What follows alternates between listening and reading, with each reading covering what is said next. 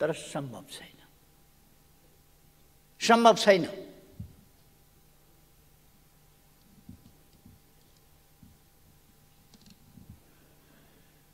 लक्षण राम्रो छैन।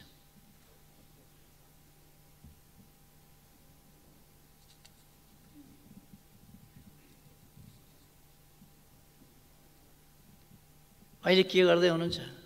सत्ता परिवर्तन हुने बित्तिकै, सरकार परिवर्तन हुने बित्तिकै, परिवर्तित सरकार, अर्को सरकार बन्ने बित्तिकै सत्ता पक्षका नेताहरूले यसै रोस्टमबाट भन्नुभयो, होशियार, म आगो हुँ, म आगो हुँ, मसँग नखेल नत्र भन्नुभयो। मलाई थाहा छ उहाँले विगतमा लगाएको, देशमा लगाएको डढेलो म सम्झिन्छु। उहाँ आगो हो, थाहा छ, डढेलो लगाउनुहुन्छ, तर एक दुई बाल्टी पानीले निभाएको पनि सम्झना रहोस्। यस्तो डढेलो निभाउन ओर्न हामीलाई पनि आउँछ। यस्ता आगो सागो निभाउन पानी खन्याउनुपर्छ, पानी। तर प्रतिपक्षलाई धम्क्याउने, सरकार बन्दैछ बाबा, धम्की, म आगो हुँ, धम्की, मसँग नखेल, धम्की।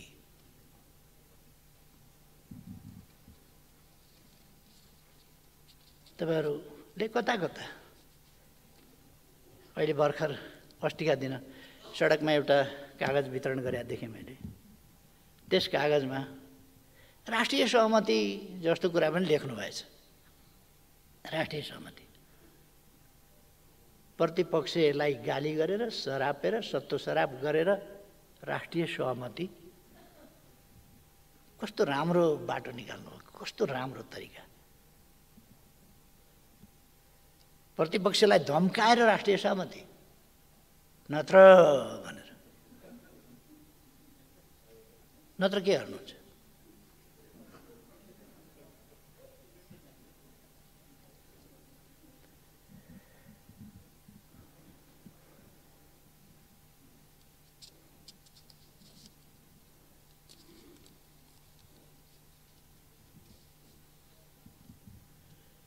अघिल्लो सरकारका पालाका निकै बदखुवाई गर्न खोज्नुभयो। आज पनि कतिपय सांसदहरूले अलिअलि बोल्न पनि सत्तापक्षले तालिम दिँदैन क्या, हुन पनि कुन पार्टीलाई दिने, कसलाई दिने तालिम पनि अचम्मै होला नि त त्यहाँ पनि। अघिल्लो सरकारले राजनीतिक समस्याहरू, जो देशका मूल राजनीतिक समस्याहरू हुन्, ती राजनीतिक समस्याहरूको समाधान गर्यो। विखण्डनवाद समाप्त गर्यो, वार्ताद्वारा विखण्डवाद समाप्त गर्यो, हिंसा, राजनीतिक अभिष्ट प्राप्तिको लागि हिंसाको बाटो अपनाइरहेका समूहसँग संवाद गरेर उनीहरूलाई शान्तिपूर्ण राजनीतिको मूलधारमा ल्यायो। प्राय लगानी मैत्री वातावरणको कुरा चल्छ। त्यो अस्तिका दिन बेलुका बाँडेको, सडकतिर कतै बाँडेको कागज, त्यसमा लगानी मैत्री वातावरण बनाउनका लागि निजी क्षेत्रसँग सहकारी गरेर लगानी मैत्री वातावरण बनाउने, यो स्वदेशी लगानी मैत्री भनेको हो कि विदेशी लगानी मैत्री भने हो? विदेशी लगानी मैत्री वातावरण बनाउने हो भने देशमा शान्ति सुव्यवस्था हुनुपर्दछ, हिंसा अन्त्य गर्नुपर्दछ, एक्सटर्सन रोक्नुपर्दछ।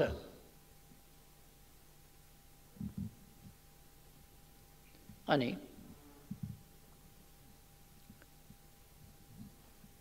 यहाँ त वातावरण बनाइएको होइन र, हिंसा अन्त्य गरेर शान्तिपूर्ण ढङ्गले लगानी गर्न पाउने, प्रतिफल लान पाउने, त्यस खालको व्यवस्थाहरू गरेर सुविधाहरू पाउने, ती व्यवस्थाहरू गरेपछि लगानी मैत्री वातावरण भएन। त्यस कारण लगानी मैत्री वातावरण वास्तवमा निर्माण भएको छ। त्यो वातावरणलाई अहिलेको सरकारले जोगाओस्, जोगाउन सफलता पाओस् यस देशका लागि म शुभकामना भन्छु। यस देशका लागि वैदेशिक लगानी ल्याउन आवश्यक छ।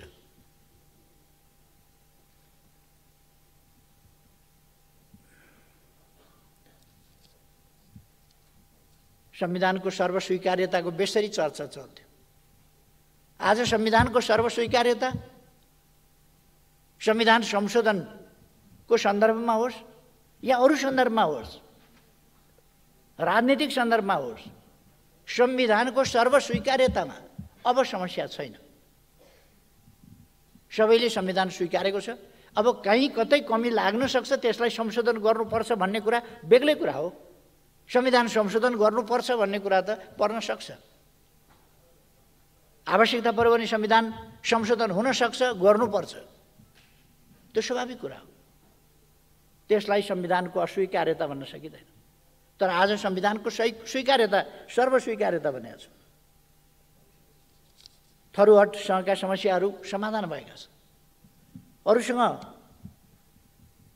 यस्ता सहमतिहरू र यस्ता राजनीतिक उपलब्धिहरूको महत्त्व अहिलेको सरकारले बुझोस् भन्ने मेरो आग्रह छ। राजनीतिक उपलब्धिहरूको महत्त्व बुझोस् र यस्ता कुराहरूलाई सरकार भनेको एउटा निरन्तरताको कुरा पनि हो। अर्को सरकार फेरियो भने त्यस अघिल्ला सरकारले गरेका काम कारबाहीहरू, नीति निर्णयहरू, ती राम्रा कुराहरूलाई अगाडि बढाउनुपर्छ। र कुनै सहमति गरेको छ सरकारले भने त्यसलाई पछाडि आउने सरकारले त्यसलाई अगाडि बढाउनुपर्छ। हिजो जुन विभिन्न राजनीतिक शक्तिहरूसँग अघिल्लो सरकारले सहमति गरेर ठुला उपलब्धिहरू हासिल गरेको छ, ती उपलब्धिहरूलाई कदर गर्नुपर्छ, तिनलाई कार्यान्वयन बाँकी रहेकाहरूलाई कार्यान्वयनमा लानुपर्छ। त्यतापट्टि म ध्यानाकर्षण गर्न चाहन्छु। अन्तर्राष्ट्रिय सम्बन्धमा गरेका उपलब्धिहरू, राष्ट्रियताको सन्दर्भमा गरेका उपलब्धिहरू, राष्ट्रिय भूमिलाई, आफ्नो देशको भूभागलाई सामेल गरेर नक्सा जारी गरिएको, संविधानको अनुसूचीमा परिवर्तन गरिएको, संविधान संशोधन गरिएको, त्यसमा राष्ट्रलाई एकजुट बनाइएको, यी उपलब्धिहरू आज त सत्ता पक्षले बाहिरबाट धम्काउने र गोलाबारी गर्ने गरेको छ। संवादहीनताको स्थिति छ। सत्ता पक्ष प्रतिपक्षको संवादहीनताको स्थिति छ। अहिले सत्ता पक्ष उन्मादमा छ, ठेगान लगाइदिन्छौँ भन्ने उन्मादमा छ। संवादहीनताको स्थिति छ। तर हिजो अन्तर्राष्ट्रिय क्षेत्रमा, अन्तर्राष्ट्रिय सम्बन्धका क्षेत्रमा छिमेकीहरूसँग पारस्परिक लाभ, पारस्परिक सम्मानको आधारमा गरिएका सन्तुलित छिमेक सम्बन्ध, सन्तुलित व्यवहारिक ती सम्बन्धहरू राष्ट्रिय स्वाभिमानलाई झुक्न नदिएर, बोल्न नसकेर होइन, नबोलेर होइन। सभामुख महोदयले आज भन्नुभयो, सरकारले सकेसम्म छिटै छानबिन गरेर भएको तथ्य के हो, दार्चुलाको तुइनबाट झरेर मरेको व्यक्ति, त्यसमा पनि अलिकति भ्रम पनि फिजाउनु भएको छ। फेरि के बेहुलीको समयमा तुइन हटाउँछु भन्थ्यो, त्यो ठेका लागिसकेका कुरा हो। त्यसभन्दा अगाडि, म आउनुभन्दा अगाडि उता इन्डिया सरकारले कुनै पनि पुल बनाउन पारिपट्टि सहमति दिँदैन थियो। मैले कुरा गरेर सहमति लिएपछि तुइनहरू विस्थापन भएका छन्, पुलहरू बनेका छन् र त्यो त सम्माननीय प्रधानमन्त्रीजीलाई थाहा छ। उहाँको घरबाट पारिपट्टि पिथौरागढ जानु पर्यो भने अघिल्लो सरकारले हालिदिएको पुल तरेर जानुपर्छ।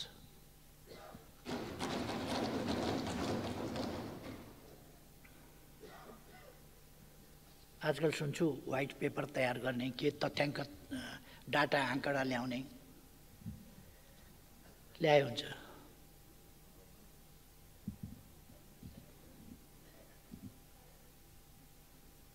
अघिल्लो सरकारले गरेका कामहरू तपाईहरुले नचाहेर पनि कतिपय कामलाई निरन्तरता दिन बाध्य हुनुहुन्छ। सुरुदेखि नै सामाजिक सुरक्षाका कुराहरूमा कतिपय पक्षको सहमति होइन। आज तपाईहरु एउटा लोक कल्याणकारी राज्यको अवधारणामा पनि सहमत भएको जस्तो देखिन्छ। एउटा सभामुख महोदय यो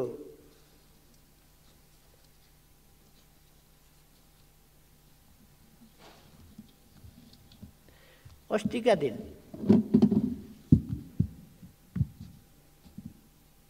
चौबीस गते बेलुका संसद चालू छ,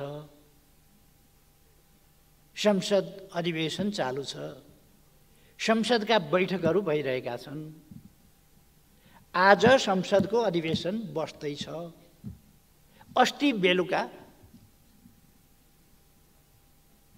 संसद छलेको भन्ने त बडा चर्चा हुन्थ्यो। केपीओलीको सरकारले संसद छल्यो भन्ने चर्चा हुन्थ्यो। संसद नभएका बेला जरुरी परेका कामहरू गर्दा पनि संसद छलेको भन्ने कुरा आउँथ्यो। अहिले त संसदको बैठक चालू छ अनि 26 गते संसद हुनेवाला छ। 24 गते बेलुका बाहिरै कतै संयुक्त सरकारको साझा न्यूनतम कार्यक्रम भनेर एउटा कागज प्रस्तुत भयो।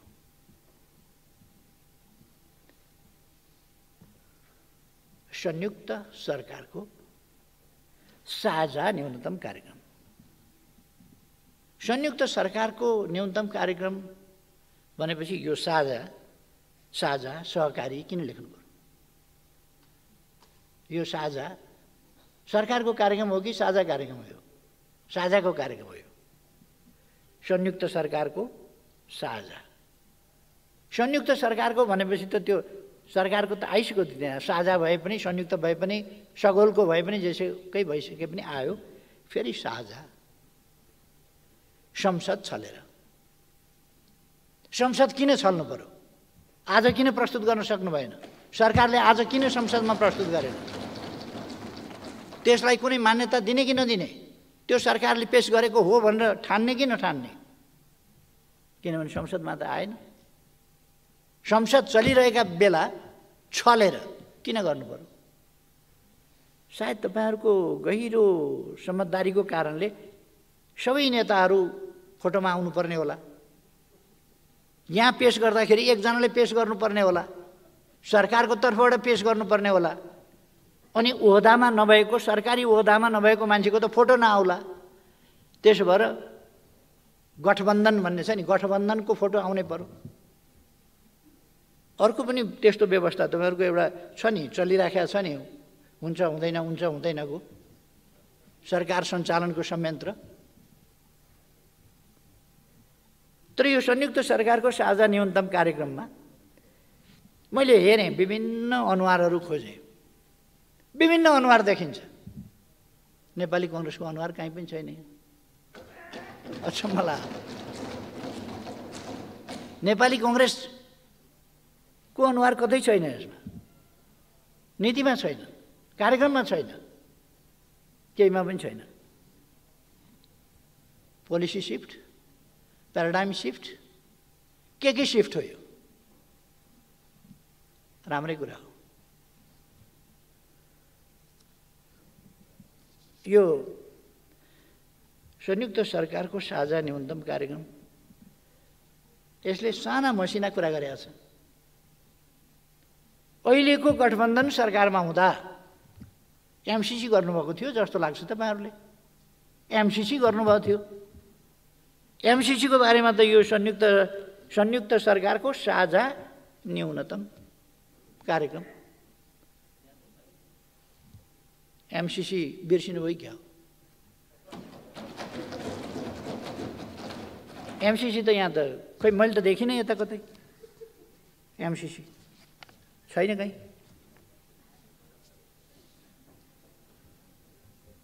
अनि केपी ओलीले कतै एमसीसी पास गर्नुपर्छ भनेको क्लिप खोजेर वातावरण बनाउन खोज्नुहुन्छ।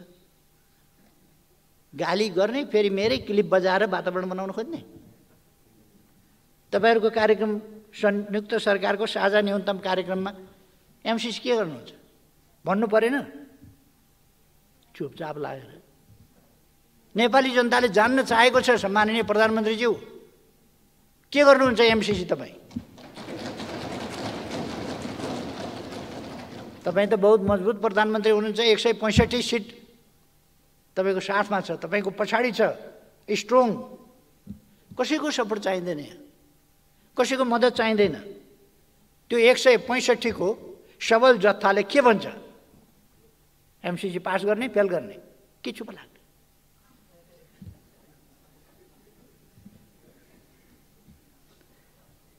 त्यही भएर म भन्छु जस्केलाबाट छिर्ने आदत नगरौँ। सरकारमा त छिरियो सबै कुरामा जस्केला।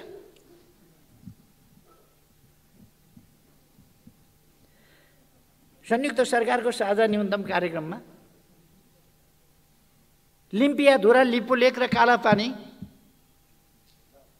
भारतसँग वार्ता गरेर फिर्ता ल्याउँछु भन्न किन सक्नु भएन तपाईले? लिम्पियाधुरा, लिपुलेक र कालापानी भनेको समस्या हो भनेर समस्यामा राख्नुहोस्। समस्यामा के लिम्पियाधुरा, लिपुलेक र कालापानी समस्या हो? हाम्रो अभिन्न भूभाग, हाम्रो पवित्र भूभाग समस्या हुन्छ? समस्या समाधान गर्ने यो भने के? यो समस्या हो भने त तपाईले छोडिदियो भनेदेखि त समस्या समाधान होला नि। के भनेको यो समस्या समाधान गर्छु भनेको? स्पष्ट रूपमा हाम्रो भूमि हामी फिर्ता लिन्छौँ भन्नुपर्छ कि यो समस्या हो समाधान गर्छु भन्नुपर्छ? यस्तो खुट्टा कमाउनु पर्ने कसले बनायो? कसले बनायो यस्तो खुट्टा कमाउनु पर्ने? अघिल्लो सरकार यस्तो थियो, उस्तो थियो, अनेक थियो, सबै थियो। तर यति त आँट गरेर कमसेकम नक्सा बनाउँथ्यो, छाप्थ्यो, संविधान संशोधन गर्थ्यो, त्यसलाई संविधानको अङ्ग बनाउँथ्यो, भारतलाई पत्राचार गर्थ्यो, संवाद गर्थ्यो। अहिले लिम्पियाधुरा, लिपुलेक र कालापानी समस्या हो। समस्या होइन, त्यो हाम्रो भूभाग हो, पवित्र भूभाग हो, त्यो फिर्ता लिनुहोस्।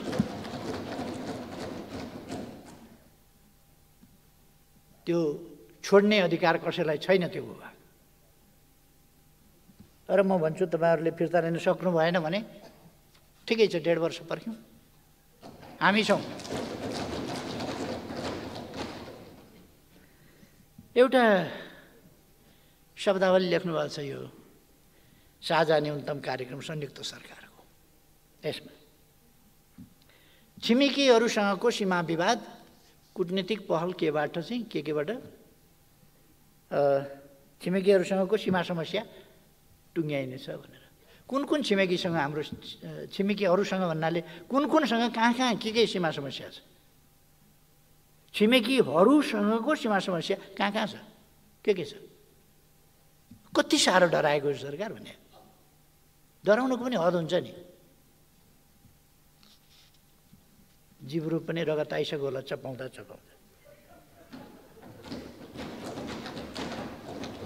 असमान सन्धिहरूको सम्बन्धमा के गर्ने भन्नुभएको छ?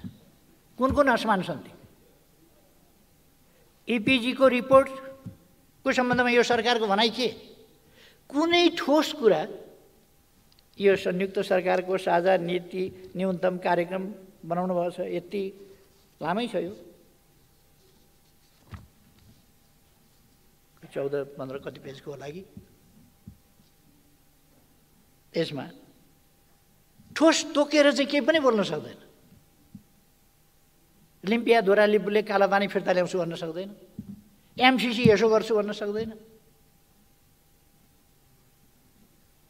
छिमेकीहरूसँग कहाँ समस्या छन् त्यो भन्न सक्दैन।